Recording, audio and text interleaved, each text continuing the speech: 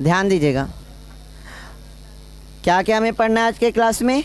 Cell, विद्युत वाहक, बल, टर्मिनल, वोल्टता और आंतरिक प्रतिरोध। एक एक करके स्टार्ट करते हैं, चीज़ों को समझना स्टार्ट कीजिएगा। सबसे पहले हम लोग समझते हैं सेल को। सेल या बैटरी समझते हैं ना, तो सेल है ये, ठीक है। अब जरा बताइएगा हमें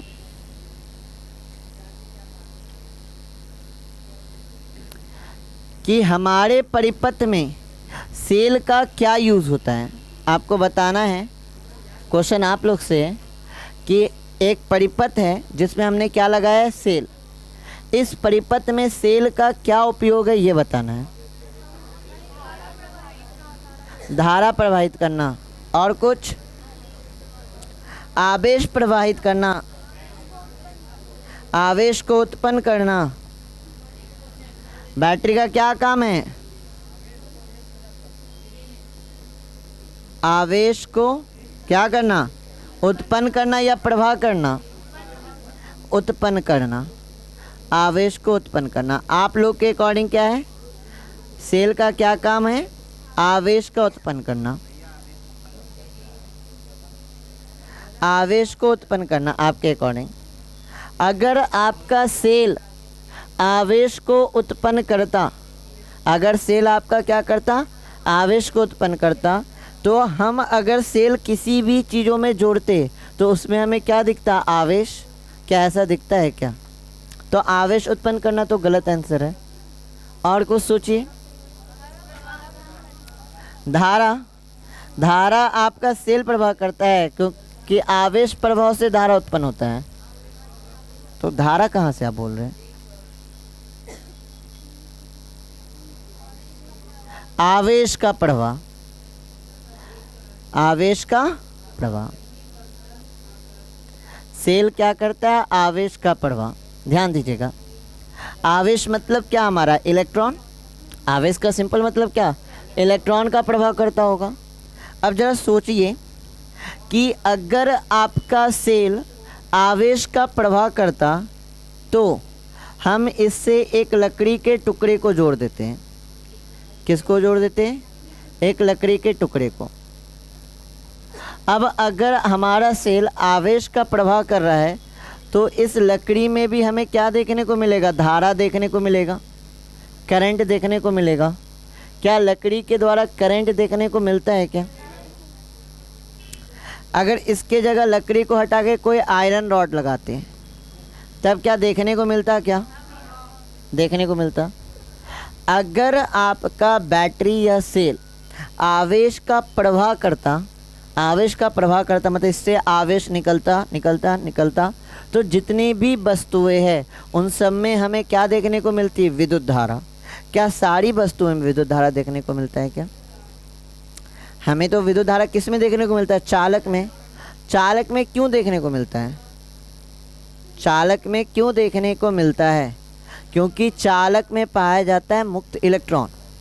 चालक में क्या पाया जाता है? मुक्त इलेक्ट्रॉन। एक दो मुक्त इलेक्ट्रॉन पाया जाता है या बहुत सारा? बहुत सारा। चालक में जो मुक्त इलेक्ट्रॉन पाया जाता है वो क्या होता है? बहुत सारा होता है। लेकिन ये मुक्त इलेक्ट्रॉन क्या बह रही होगी? क्या ये मुक्त इलेक्ट्रॉन इधर उधर अंट संट दिशा में क्या हो रही है? गति कर रही होगी। अंट संट दिशा में क्या कर रहे होगे? गति कर रहे होगे। अंट संट दिशा में क्या कर रहे होगे? गति कर रहे होगे। अब सेल का जो कार्य है, ध्यान दीजिएगा, ध्यान से सुनिएगा, समझिएगा। सेल का जो कार्य है वो आवेश प्रभाव का नहीं है। सेल आपका आवेश प्रभाव नहीं करता। सेल क्या करता है? परिपथ में विभवांतर को मेंटेन करके रखता है। सेल क्या करता है? किसी भी परिपथ में, जिस भी परिपथ में हम सेल लगाते हैं, सेल का कार्य है कि उस परिपथ में किसको मेंटेन करके रखना? विभवांतर को। अगर आपका विभवांतर मेंटेन है, विभवांतर मेंटेन मतलब एक इससे क्या से जुड़ा हुआ है? पॉजिटिव, और ये किससे जुड़ा हुआ है? नेगेटिव। मतलब ये आपका क्या है? उच्च विभव, और ये आपका क्या है? निम्न। मतलब सेल क्या करके रखा है, परिपथ में विवांतर को बना के रखा है। किसको बना के रखा है, विवांतर को। जब ये विवांतर को बना कर रखा है, ध्यान से समझिएगा, जब ये विवांतर को बना के रखा है तो यहाँ पर एक विद्युत क्षेत्र उत्पन्न होगा जिसकी दिशा क्या होगी, positive to negative. Drift velocity वाला केस याद है ना। अब यहाँ पे जब विद्युत क्षेत्र उत्पन्न होगी तो जो फ्री इलेक्ट्रॉन इस चालक के अंदर थे, जो इधर उधर भाग रहे थे, वो सारे के सारे फ्री इलेक्ट्रॉन किस दिशा में गति करने लगेंगे, विद्युत क्षेत्र के विपरीत। इलेक्ट्रॉन की गति क्या हो जाएगी, इस दिशा में। अब इलेक्ट्रॉन क्या करने लगे, एक ही दिशा में गति करने लगे, और वो दिशा क्या है, ये है, ये हो गई इलेक्ट्रॉन की गति की दिशा। अब इलेक्ट्रॉन आपका गति कर रहा है, इलेक्ट्रॉन मतलब आवेश, और आवेश के गति के कारण हमें क्या देखने को मिलेगा, धारा। आवेश के गति के कारण हमें क्या देखने को मिलेगा, धारा। और धारा की दिशा क्या होती है, आवेश की गति के विपरीत। आवेश इधर जा रहा है ना, तो धारा की दिशा क्या होगी, ये। तो याद रखना है कि सेल परिपथ में क्या करता है, सेल परिपथ में आपके विवांतर को बनाए रखता है। सेल परिपथ में आपका क्या लगा बना के रखता है, विवांतर को।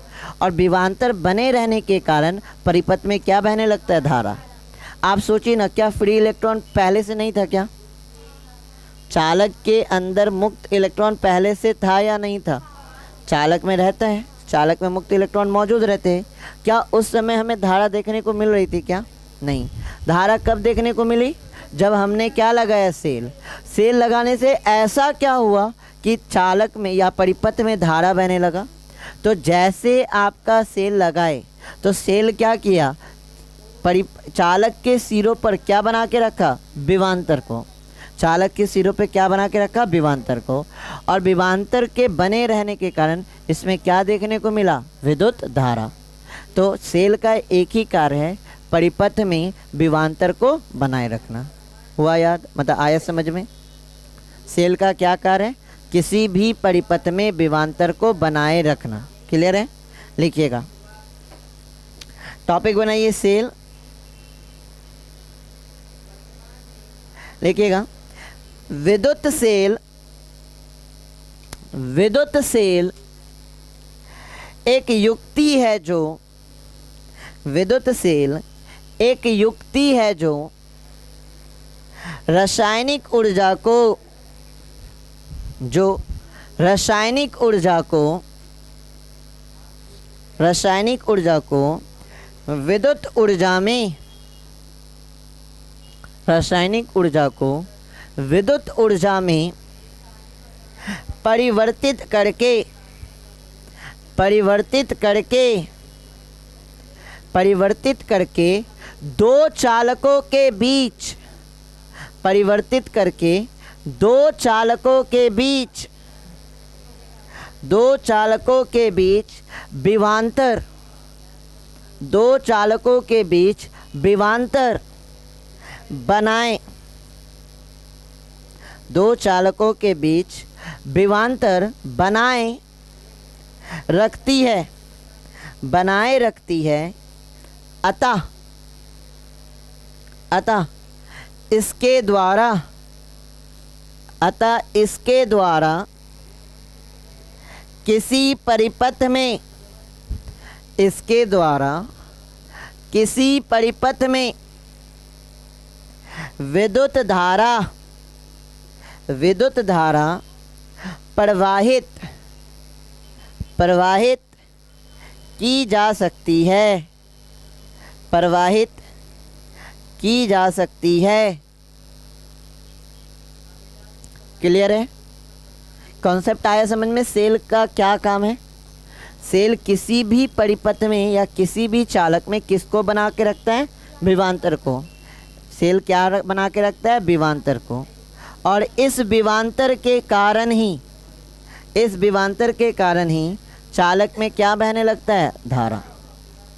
ये वाला जो कॉन्सेप्ट है ये हमने पहले पढ़ा है, कहाँ, ड्रिफ्ट वेलोसिटी में, कि कैसे धारा बहने लगता है, ये सबको पता है। आगे बात करते हैं। ये तो हम लोग समझ गए सेल। अब हमें समझना है ये तीन चीज़ को, हमें समझना है इस तीन चीज़ को। किसको किसको समझना है हमें? हमें समझना है विद्युत वाहक बल। एक एक कॉन्सेप्ट को अच्छे से समझिएगा। विद्युत वाहक बल और क्या समझना है? टर्मिनल वोल्टता, टर्मिनल वोल्टता, और एक समझना है हमें क्या? आंतरिक प्रतिरोध, आंतरिक प्रतिरोध।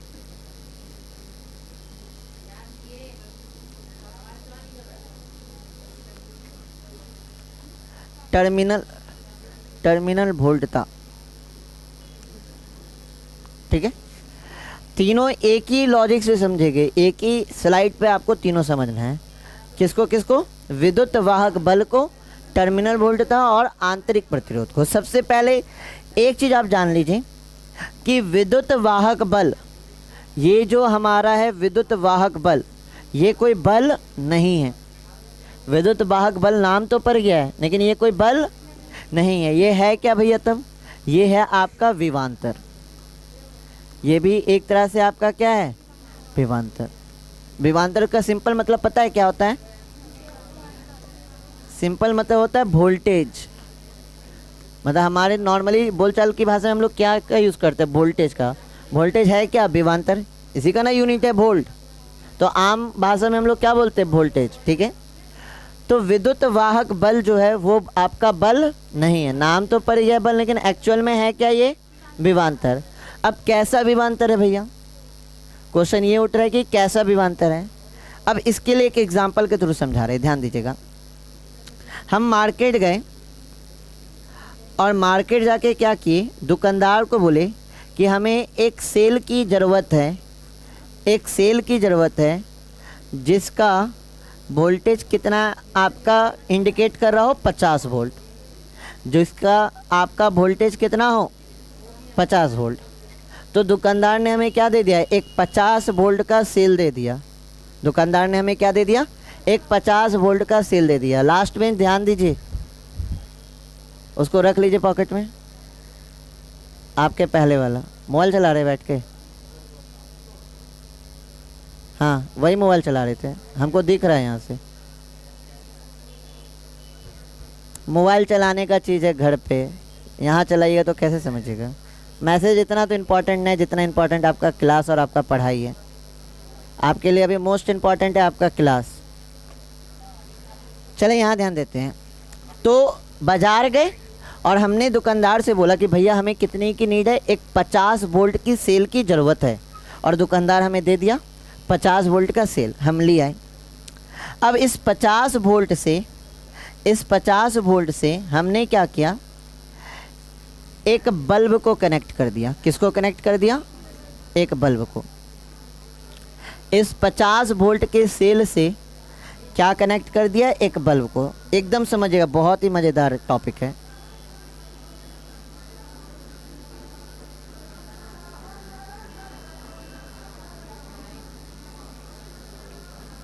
हमने क्या कनेक्ट कर दिया? एक 50 वोल्ट एक बल्ब को। इस 50 वोल्ट के बैटरी से हमने क्या कनेक्ट कर दिया? एक बल्ब को। अब 50 वोल्ट का बैटरी है तो यहाँ पे भी हमें कितना मिलना चाहिए? 50 वोल्ट। वो कैसे पता करेगी कि यहाँ पे कितना मिल रहा है?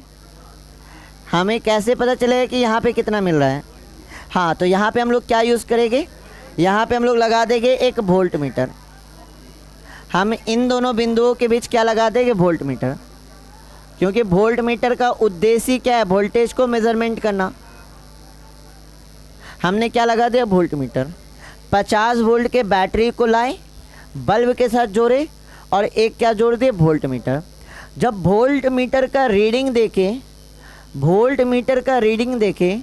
तो वोल्ट मीटर का रीडिंग बता रहा था कितना वोल्ट? 40 वोल्ट। अब यहाँ पे बहुत बड़ा दुविधा उत्पन्न हुआ। हमारा टारगेट कितने का था? 50 वोल्ट का। हम बाज़ार जाके एक सेल भी खरीदे कितने वोल्ट का? 50 वोल्ट का। हमें मिलना भी कितना चाहिए था? 50 वोल्ट। लेकिन जैसे ही इसे परिपथ में जोड़े और परिपथ में क्या जोड़ दिए? एक बल्ब। तो बल्ब का अपना कुछ प्रतिरोध होगा। वो प्रतिरोध कितना है? R। जैसे यहाँ पे जोड़े होगे, परिपथ से क्या निकला होगा, धारा निकला होगा। परिपथ से धारा कितना निकला होगा, I। परिपथ से धारा क्या निकला होगा, I। तो यहाँ पे ओम के नियम से V इज इक्वल टू कितना होना चाहिए, I इंटू R, और इस I इंटू R की वैल्यू कितना होना चाहिए, 50 वोल्ट हमारे अकॉर्डिंग। लेकिन जैसे ही वोल्ट मीटर को जोड़े तो वोल्ट मीटर का रीडिंग कितना बता रहा है, मतलब ये जो V is equal to I into R है वो किसके बराबर हो गया, ये जो V is equal to IR है वो किसके बराबर हो गया, 40 वोल्ट। तो 10 वोल्ट कहाँ जा रहा है, क्वेश्चन तो ये भी उठ रहा है ना कि 10 वोल्ट की जो कमी हुई है वो कमी हुई कहाँ, बल्ब में तो प्रतिरोध जोड़े तो यहाँ पे V is equal to IR आया, तो यहाँ V is equal to IR किसके बराबर हो गया, 40 वोल्ट के बराबर। लेकिन कुछ ऐसा आपका वोल्टेज है जो मेरा बर्बाद हो रहा है, वो कहाँ हो रहा है उसकी सोचना है। यस सर, वो आपका हो कहाँ रहा है, वो आपका हो रहा है बैटरी के अंदर। बैटरी के अंदर कैसे, थोड़ा समझिएगा, अगर थोड़ा सा इसको हम जूम करके देखा जाए तो बैटरी किससे मिलके बना है, या सेल की बात करते हैं, सेल किससे मिलके बना है, दो आपके टर्मिनल से, एक टर्मिनल है पॉजिटिव और दूसरा क्या है, टर्मिनल नेगेटिव। अच्छा, धारा कब बह रही होगी, धारा क्या कंटिन्यूअस बहती है या ब्रेक होके बहती है, अगर ब्रेक हो जाएगी तो बल्ब मेरा जलेगा क्या, बल्ब अगर जल रहा है तो धारा कंटिन्यू क्या हो रही है, बह रही है। मतलब हमारा धारा जो है, धारा I जो है, ये आपके बैटरी से, बैटरी के अंदर होते हुए बाहर आ रहा होगा। कंटिन्यू बहने का मतलब कि धारा I जो है वो कहाँ हो रहा होगा, बैटरी के अंदर से होते हुए आ रहा होगा। तो बैटरी के अंदर से होके आ रहा है। अगर बैटरी के अंदर कुछ नहीं होता, बैटरी के अंदर कुछ नहीं होता तो वो हमें कितना आपका विभव देता, 50, जितना का लगाते उतना हमें क्या होता, मिलता। लेकिन बैटरी के अंदर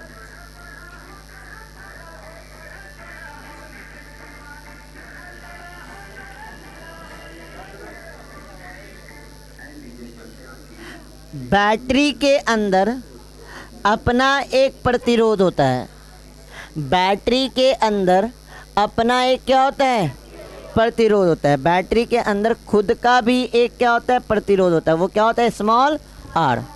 इस बैटरी के अंदर वाले जो प्रतिरोध है, इस प्रतिरोध को हम लोग क्या कहते हैं, आंतरिक प्रतिरोध। अब ये प्रतिरोध हमें दिखता नहीं है क्योंकि ये कहाँ है, बैटरी के अंदर। बाहर वाला प्रतिरोध तो हमें दिख रहा है कि हमने बल्ब लगाया, बल्ब का कुछ प्रतिरोध होगा, हमने हीटर लगाया, हीटर का कुछ प्रतिरोध होगा। लेकिन बैटरी के अंदर भी एक प्रतिरोध होता है और इस अंदर वाले प्रतिरोध को हम लोग क्या कहते हैं, आंतरिक प्रतिरोध। ठीक है, बैटरी के अंदर भी क्या होता है, एक प्रतिरोध होता है, उस अंदर वाले प्रतिरोध को हम लोग क्या कहते हैं, आंतरिक प्रतिरोध। तो जब धारा यहाँ से जा रही होगी तो यहाँ पे भी कुछ विभव होगा, वो कितना होगा, I इंटू स्मॉल आर। यहाँ पे कितना हो जाएगा, I इंटू स्मॉल आर। यहाँ क्या था, I इंटू कैपिटल आर, और यहाँ क्या है, I इंटू स्मॉल आर। जब I into capital R plus I into small R करेंगे तब हमें कितना वोल्ट मिलेगा, 50 वोल्ट। तब हमें कितना वोल्ट मिलेगा, 50 वोल्ट। आ रहा है बात समझ में। तो बैटरी कब आपका 50 वोल्ट देगा, जब बैटरी का यूज़ नहीं हो रहा होगा। यूज़ नहीं मतलब जब हम बैटरी को ख़रीद के लेके आए और उसको देख रहे हैं, उसको एक परिपथ में लगाए नहीं है, तो जितना अधिकतम उसमें लिखा हुआ है, जो भी उसमें लिखा हुआ बैटरी में कि ये 50 वोल्ट का बैटरी है, वो अपना अधिकतम देगा। लेकिन जैसे बैटरी को जोड़ देंगे किस में, परिपथ में, और परिपथ में जैसे जोड़ेंगे क्या बहने लगेगा, धारा। अब धारा जब बहने लगे तो ये धारा बैटरी से होके भी तो जाएगा, और बैटरी से होके जाएगा तो बैटरी के अंदर अपना एक क्या है, प्रतिरोध, जो क्या करेगा, धारा का विरोध, जिसके का यहाँ पे भी कुछ विभव आपका क्या हो जाएगा, यूज़। तब जो हमें मिलेगा वो क्या, 50 मिलेगा। अब जो मिलेगा वो क्या मिलेगा, 40। आ रहा है समझ में। मार्केट से जब खरीद के लेकर आए बैटरी को, उसमें जो अधिकतम विभव दिया हुआ है या लिखा हुआ है, उस अधिकतम विभव को हम लोग कहते हैं विद्युत वाहक बल। क्या कहते हैं? खरीद के लेके आए, इसका यूज़ नहीं करे, यूज़ नहीं करने का मतलब समझ रहे हैं, अभी लेके आए, इसको परिपथ में लगाए नहीं है, लेकर आए परिपथ में लगाए नहीं है, तो ये जो अभी है अपना अधिकतम विभव देगा। क्या देगा? अधिकतम विभव देगा। और इस अधिकतम विभव को ही हम लोग क्या कहेंगे? विद्युत वाहक बल। इस अधिकतम विभव को ही क्या कहेंगे? विद्युत वाहक बल। अब इस बैटरी को हमने क्या लगाया? इस सेल को क्या लगा दिया? परिपथ में। जैसे परिपथ में लगा दिए, अब इससे भी होकर धारा क्या होने लगेगी? बहने लगेगी, धारा बहेगी। धारा जब बहेगी तो अब इसमें इसके जो अंदर जो प्रतिरोध है वो भी धारा का क्या करेगा? विरोध। अब जो विभव मिलेगा, हमने यहाँ पे क्या लगा दिया है? Volt meter. अब जो विभव मिल रहा है क्या वो 50 मिल रहा है क्या? अब तो थोड़ा कम मिलेगा। अब 40 में, ये तो हमने एग्जाम्पल लिया है ना, थोड़ा कम मिलेगा। किससे कम मिलेगा? आपके विद्युत वाहक बल से कम मिलेगा। तो ये जो आपका अब जो विभव मिल रहा है, इस विभव को कहेंगे टर्मिनल वोल्टता। मतलब जब आपके परिपथ में धारा बहेगी, जब आपके परिपथ में धारा बहेगी तो दो बिंदुओं के बीच का जो विभवांतर होगा वो विभवांतर ही क्या कहलाएगा? टर्मिनल वोल्टता। जब आपका धारा नहीं बह रही थी तब जो आपका विभवांतर था वो क्या था? विद्युत वाहक बल। और विद्युत वाहक बल का मतलब कि बैटरी की मैक्सिमम विभव, जितना वो अपना मैक्सिमम दे सकता है वही क्या है? विद्युत वाहक बल। लेकिन जैसे धारा जोड़ेंगे तो अब थोड़ा क्या हो जाएगा? पहले के मुताबिक क्या हो जाएगा? कम। पहले के मुताबिक क्या हो जाएगा? कम। अब ये जो कम वाला है ये आपका क्या कहलाएगा? टर्मिनल वोल्टता। और आंतरिक प्रतिरोध तो समझ ही रहे कि बैटरी के अंदर भी अपना एक प्रतिरोध होता है, उस प्रतिरोध को हम लोग क्या कहते हैं? आंतरिक प्रतिरोध। क्लियर है? ये तीनों कॉन्सेप्ट समझे। अब इनमें रिलेशन भी देखेंगे, फॉर्मूला वगैरह निकालेंगे क्या होगा। फिलहाल मोटा मोटी इनका डिफिनेशन समझे, एक एक करके सबको लिखाते हैं। टॉपिक बनाइएगा विद्युत वाहक बल। टॉपिक बनाइए विद्युत वाहक बल।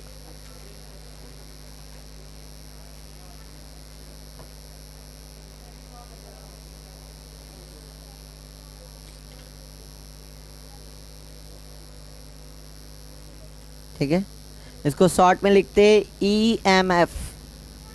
EMF electromotive force. Electromotive force लिखिएगा। एकांक आवेश, विद्युत वाहक बल लिख के डैश दीजिए। लिखिए एकांक आवेश,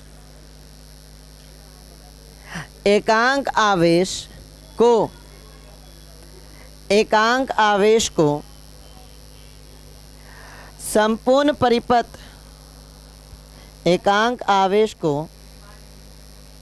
संपूर्ण परिपथ, संपूर्ण परिपथ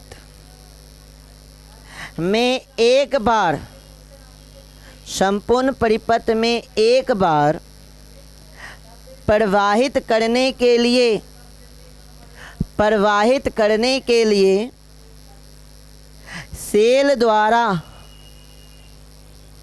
सेल द्वारा खर्च ऊर्जा को, सेल द्वारा खर्च ऊर्जा को, खर्च ऊर्जा को सेल का, सेल का विद्युत वाहक बल कहते हैं। सेल का विद्युत वाहक बल कहते हैं। सेल का विद्युत वाहक बल कहते हैं। इसे, इसे ई द्वारा सूचित किया जाता है। ऐसे इसे ई द्वारा सूचित किया जाता है। इसे ई द्वारा सूचित किया जाता है।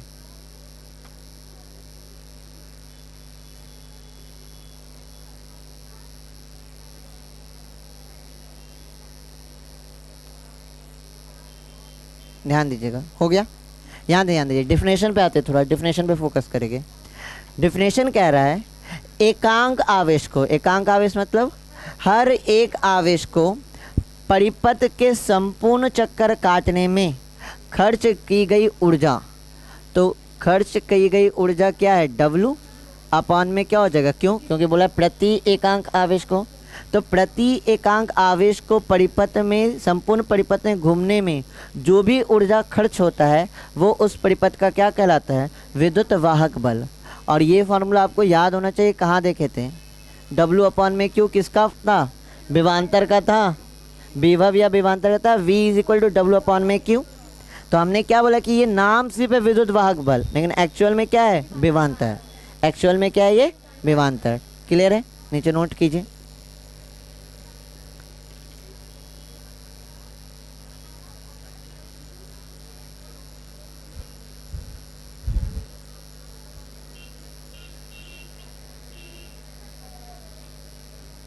हो गया? नीचे लिखिएगा। अतः हाँ, यदि किसी विद्युत परिपथ में,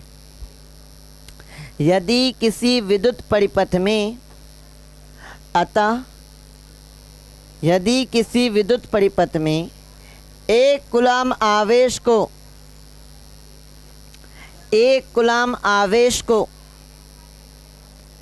प्रवाहित करने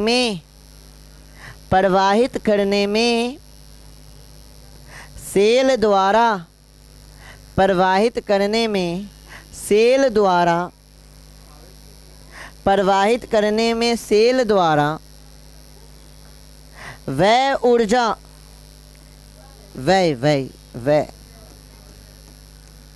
सेल द्वारा वह ऊर्जा 1 जूल हो तो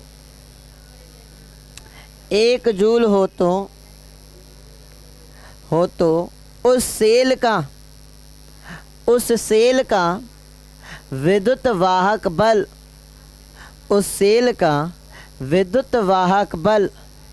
1 वोल्ट होता है। उस सेल का विद्युत वाहक बल 1 वोल्ट होता है। आया समझ में?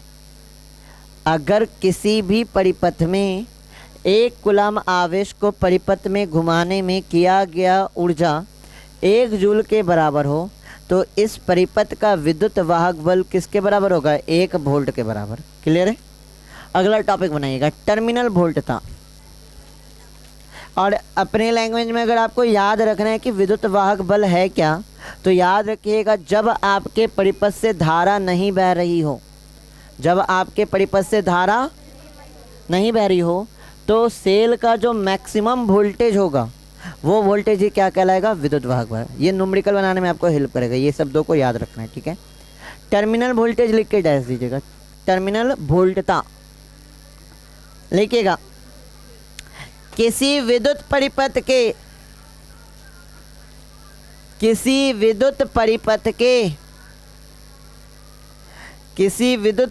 के मार्ग में, किसी विद्युत परिपथ के किन्हीं कीजिएगा, किसी विद्युत परिपथ के किन्हीं 2 बिंदुओं के बीच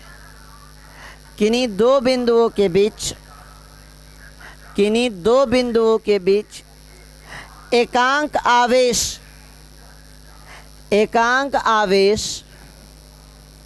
प्रवाहित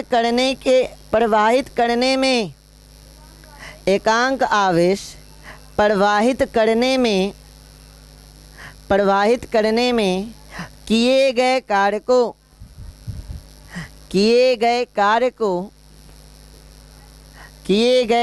को उन दोनों बिंदुओं के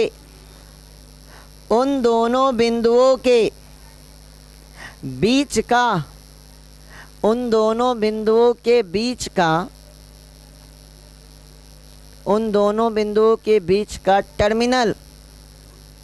टर्मिनल वोल्टता कहते हैं।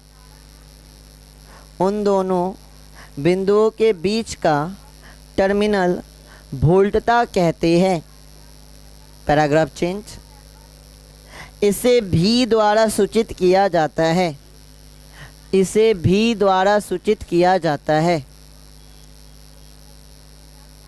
इसे भी द्वारा सूचित किया जाता है। ठीक है, टर्मिनल वोल्टता समझ गए। आगे बात करते हैं।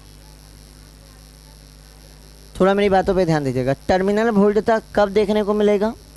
जब परिपथ से होकर धारा प्रवाहित होगी। जब परिपथ से होकर क्या प्रवाहित होगी? धारा। तब जो इन दोनों बिंदुओं के बीच जो विभवांतर आएगा वो विभवांतर क्या होगा? टर्मिनल वोल्टता। क्लियर है? जब परिपथ में धारा प्रवाहित नहीं हो रही है, जब परिपथ में धारा प्रवाहित नहीं हो रही है, तब जो आपका विभवांतर होगा वो किसके बराबर होगा? विद्युत वाहक बल के। और जब परिपथ में धारा बह रही है तब जो विभवांतर आएगा वो किसके बराबर होगा? टर्मिनल वोल्टता के। क्लियर है? अगला पॉइंट कीजिएगा, आंतरिक प्रतिरोध। आंतरिक प्रतिरोध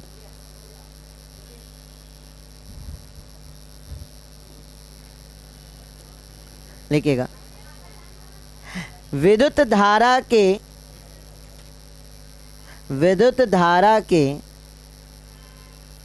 मार्ग में, विद्युत धारा के मार्ग में बैटरी, मार्ग में बैटरी के वैद्युत अपघटय, मार्ग में बैटरी के वैद्युत अपघटय द्वारा, वैद्युत अपघटय द्वारा उत्पन्न रुकावट को, वैद्युत अपघटन द्वारा उत्पन्न रुकावट को, उत्पन्न रुकावट को सेल या बैटरी, सेल या बैटरी का आंतरिक प्रतिरोध, सेल या बैटरी का आंतरिक प्रतिरोध कहते हैं।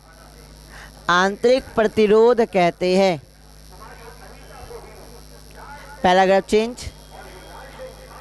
इसे आर द्वारा, स्मॉल आर, इसे आर द्वारा सूचित किया जाता है। इसे आर द्वारा सूचित किया जाता है। इसे आर द्वारा सूचित किया जाता है। ध्यान दीजिए, जब धारा किस में आ रही है? बैटरी के अंदर। जब धारा किस में आ रही है? बैटरी के अंदर। तो बैटरी के अंदर जब धारा आती है तो बैटरी के अंदर भी क्या होता है? धारा का क्या होता है? विरोध। धारा का क्या होता है? अब धारा का तो विरोध, एक ही चीज़ है जो धारा का विरोध करती है, वो कौन है? प्रतिरोध। तो इसे क्या कहते हैं? बैटरी का प्रतिरोध या आंतरिक प्रतिरोध। तो बैटरी के अंदर भी क्या है? एक प्रतिरोध है जो किसका विरोध कर रही है? बैटरी के अंदर जो धारा प्रवेश कर रही है उस धारा का विरोध कौन कर रही है? आपका प्रतिरोध। तो इसे हम लोग क्या कहेंगे? आंतरिक प्रतिरोध। इसे हम लोग क्या कहेंगे? आंतरिक प्रतिरोध। क्लियर है?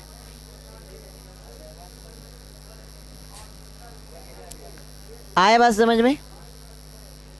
क्लियर है ना? आंतरिक प्रतिरोध का नोटेशन क्या हो गया? Small R. टॉपिक बनाइएगा, सेल के, टॉपिक बनाइएगा सेल के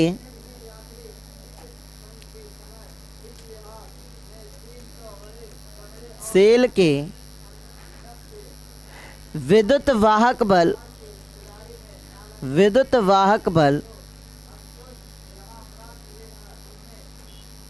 टर्मिनल वोल्टता, टर्मिनल वोल्टता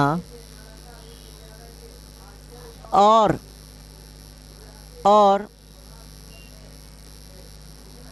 आंतरिक प्रतिरोध में, और आंतरिक प्रतिरोध में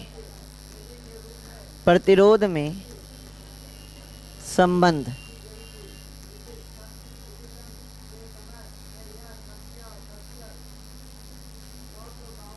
क्लियर है? सेल के विद्युत वाहक बल, टर्मिनल वोल्टता और आंतरिक प्रतिरोध में संबंध। चलिए हेडिंग लगा दीजिए फटाफट सारे बच्चे।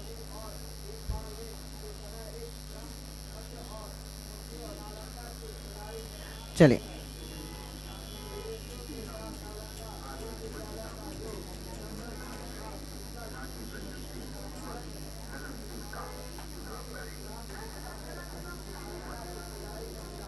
ध्यान दीजिए, ये हमारा एक सेल है, और सेल का जो अधिकतम विभवांतर होता है वो क्या कहलाता है? विद्युत वाहक बल। वो क्या कहलाता है आपका? विद्युत वाहक बल। ठीक है। सेल के पास भी क्या होता है? एक प्रतिरोध, जिसको क्या कहते हैं? आंतरिक प्रतिरोध। इसको क्या कहते हैं? आंतरिक प्रतिरोध। ठीक है, ये सेल। और यहाँ पे क्या लगा दिए? एक स्विच या एक प्लग कुंजी, जो बोल लीजिए।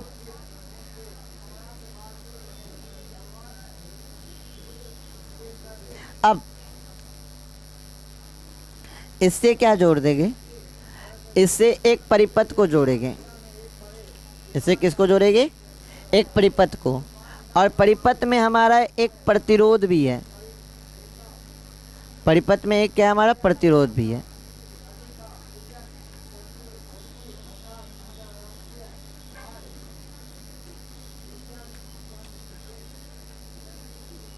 ये प्रतिरोध कितना है? Capital R. ठीक है, कैपिटल आर। चले, अभी स्विच ऑफ है ना, प्लग कुंजी तो खुला है, मतलब अभी कोई धारा बह रहा होगा क्या? धारा बह नहीं रहा है, तो जो इसका अधिकतम मान होगा, किसका अधिकतम मान? आपके बैटरी का जो अधिकतम विभवांतर होगा वो किसके बराबर होगा? विद्युत वाहक बल के। ये किसके बराबर होगा? विद्युत वाहक बल के। इसमें कोई डाउट? ये किसके बराबर होगा? विद्युत वाहक बल के। अब हम लोग क्या करेंगे? Switch on. हम लोग क्या करेंगे? Switch on. जैसे प्लग कुंजी को जैसे ऑन करेंगे, इससे क्या बहने लगेगी? बैटरी से क्या बहने लगेगी? धारा।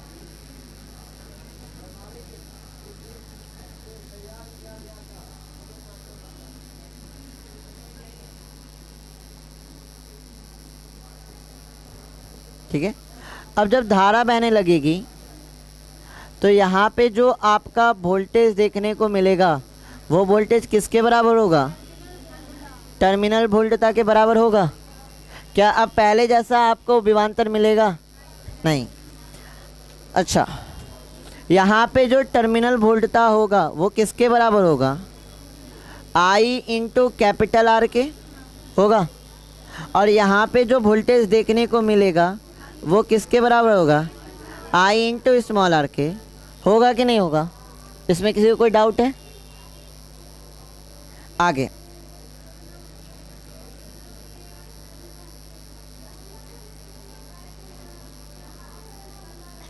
अब ध्यान दीजिएगा, ये जो विद्युत वाहक बल है ये तो अधिकतम विभवांतर है ना। ये जो विद्युत वाहक बल है वो क्या है? अधिकतम विभवांतर। अब ये जो अधिकतम विभवांतर है ये हमें कहाँ कहाँ देखने को मिला? एक तो देखने को मिला यहाँ पर, और एक कहाँ देखने को मिला? यहाँ पर। तो विद्युत वाहक बल जो है वो किसके बराबर होगा? वो बराबर होगा I into R plus I into small are.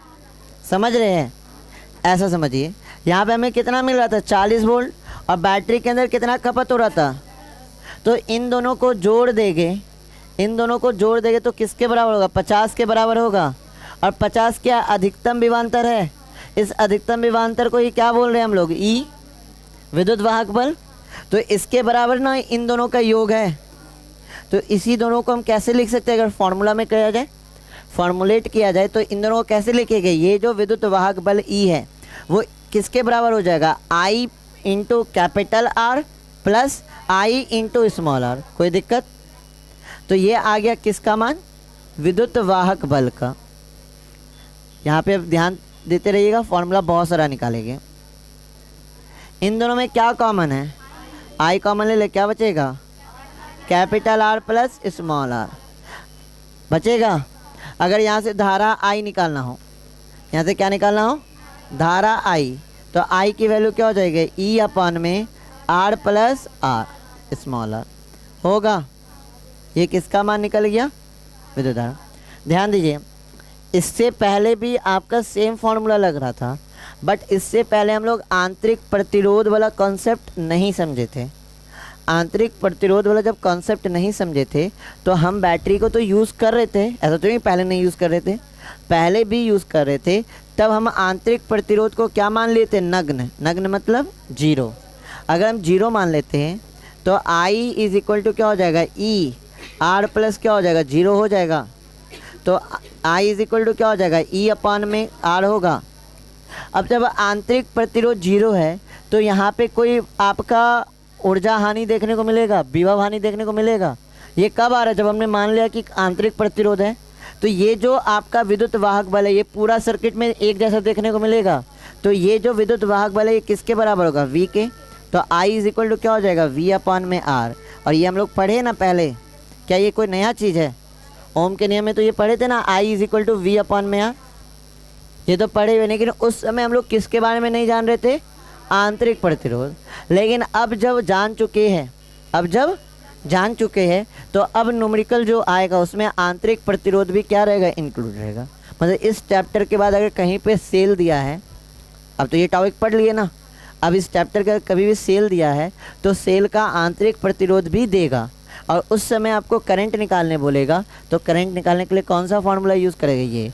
अब सिंपल ये वाला नहीं यूज़ करेगा, I is equal to V upon में आर। अब तक क्या करे थे, ये यूज़ करे थे ओम के नियम का, I is equal to V upon में आर।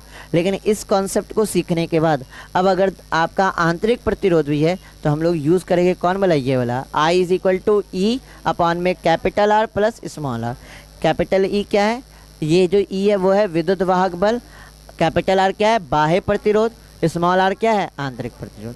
क्लियर है यहाँ तक, किन्हीं का यहाँ तक डाउट है तो पूछिए। चलिए आगे समझते तो। अब ध्यान दीजिएगा,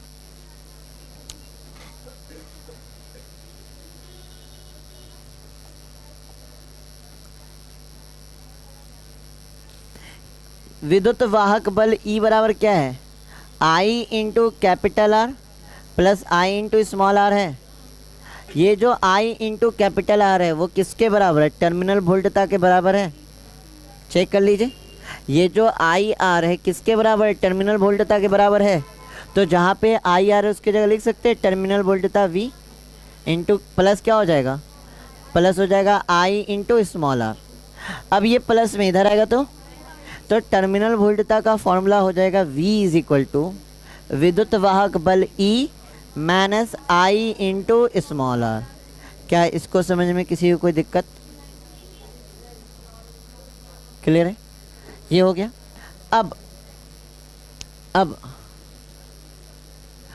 अब यहाँ ध्यान दीजिएगा, ये प्लस में इधर आएगा तो आपका E minus V is equal to क्या हो जाएगा, आई आर होगा। E minus V is equal to I R होगा। तो I इज इक्वल टू क्या हो जाएगा, E माइनस वी अपॉन में R होगा। अगर आपका विद्युत वाहक बल दे के रखा हो, टर्मिनल वोल्टता दे के रखा हो, आंतरिक प्रतिरोध दे के रखा हो और तब हमसे क्या पूछे, धारा, तो I इज इक्वल टू क्या हो जाएगा, E माइनस वी अपॉन में R। इसी तरह अगर आपसे आंतरिक प्रतिरोध बोले निकालने तो यहाँ पे I इंटू में इधर आएगा तो E माइनस वी अपॉन में क्या हो जाएगा, I। E माइनस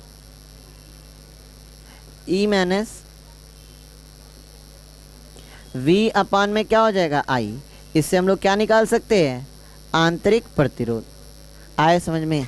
तो कितने फॉर्मूला हो गए, 1 2 3 4 5। इस 5 फॉर्मूले को आपको ध्यान रखना है।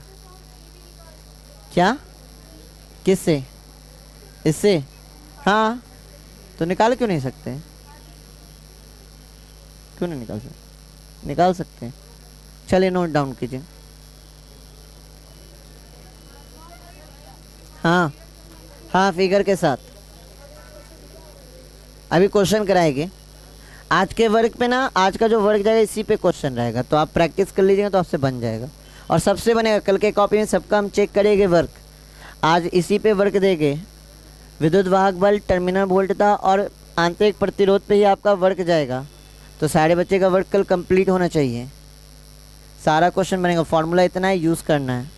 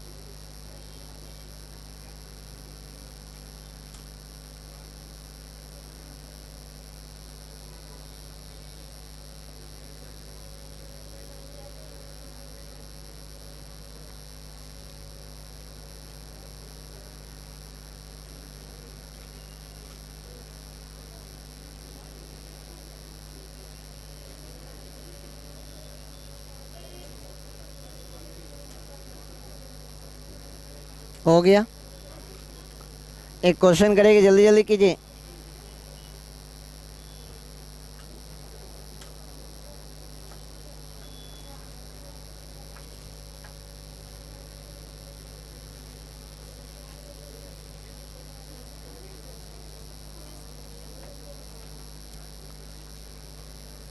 दे क्वेश्चन लिखिएगा। एक स्कूटर का बैटरी, एक स्कूटर का बैटरी जिसका विद्युत वाहक बल, जिसका विद्युत वाहक बल 6 वोल्ट है, विद्युत वाहक बल 6 वोल्ट है। यदि इसका आंतरिक प्रतिरोध, यदि इसका आंतरिक प्रतिरोध 0.2 ओम,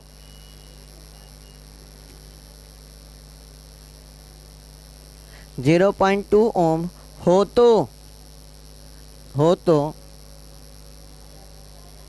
तो इससे प्रवाहित होने वाली अधिकतम धारा का मान क्या होगा? इससे प्रवाहित होने वाली अधिकतम धारा का मान क्या होगा? अधिकतम धारा का मान क्या होगा?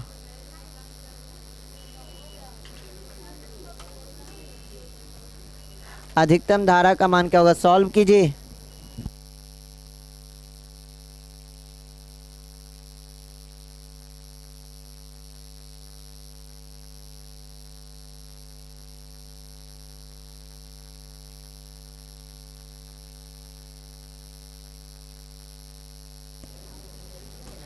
चलिए बताइए क्या होगा इसका आंसर।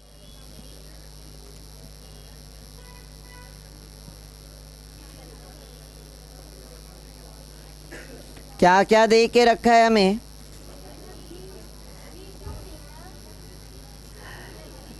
क्या क्या दे के रखा है? विद्युत वाहक बल दे के रखा है क्या? कितना? आंतरिक प्रतिरोध दे के रखा है कितना? 0.2 ओम। तो क्या बोल रहा है? अधिकतम धारा ज्ञात कीजिए। अधिकतम धारा आपका तब ज्ञात होगा, अधिकतम धारा आपका तब निकलेगा जब बाह्य प्रतिरोध कितना हो?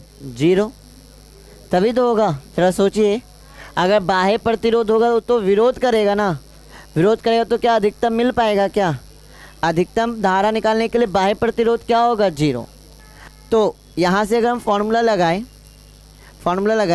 क्या हमको चाहिए? अधिकतम धारा I इज इक्वल टू, हम लोग अभी क्या देखे थे? E अपॉन में R प्लस स्मॉल r देखे थे। चेक कीजिए क्या ये फॉर्मूला निकाले थे क्या? पीछे चेक कीजिए क्या ये फॉर्मूला निकाले थे, है ना?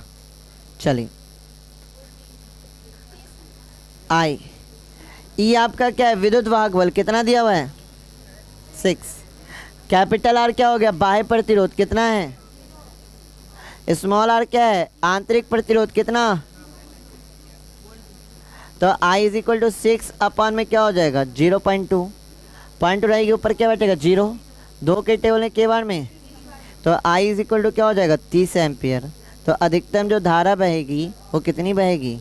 30 एम्पियर। क्या इस टाइप से क्वेश्चन नहीं बन जाएगा? इस पे बनेगा। तो आज का वर्क इसी पे हम भेजेंगे। मिनिमम 5 क्वेश्चन ट्राई करेंगे, 5 क्वेश्चन भेजेंगे, 5 क्वेश्चन सारे लोग ट्राई करके आएंगे। ठीक है, तो आज के लिए इतना ही रहने देते हैं।